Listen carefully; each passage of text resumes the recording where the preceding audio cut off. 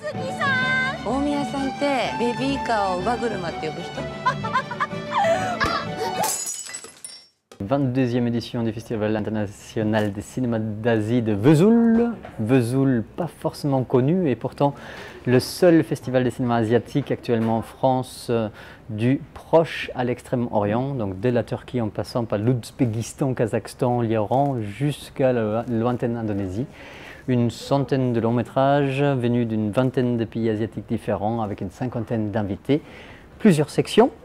Une compétition de fiction, compétition de long métrage documentaire et puis tout un tas de sections beaucoup plus pointues à l'intérieur de cette programmation.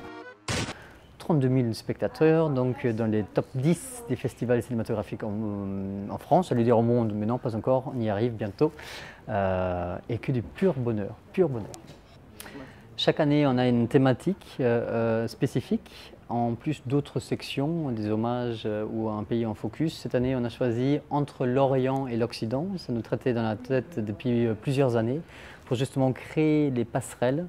On avait déjà décidé de la thématique bien avant les attentats, aussi bien de Charlie que du mois de novembre à Paris. Donc finalement, on s'est retrouvé plus que jamais dans l'actualité pour faire non pas une séparation, mais au contraire un rassemblement national et international. Et donc vraiment, on a cherché à faire une section qui regroupe une trentaine de titres où, je ne dis n'importe quoi, Isabelle Huppert va apparaître dans un film coréen, Johnny Hallyday va jouer dans un film hongkongais, ou alors un japonais va partir en road movie au Japon.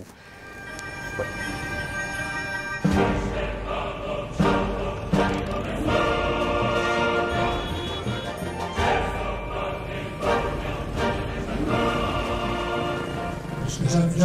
J'ai quelques principes dans la vie et j'avais quelques principes en faisant ce film. Je me suis dit que je suis cinéaste, je ne suis pas paparazzi, donc je ne filme pas les gens à leur insu. C'est-à-dire que chaque fois, quand on sentait à un carrefour, à Phnom Penh ou ailleurs, on s'installait au vu et au su de tout le monde.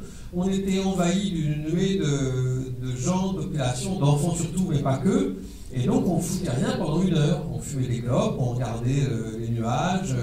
On faisait rien, la caméra était là, on faisait rien. Et puis la population qui nous envahissait commençait à se lasser.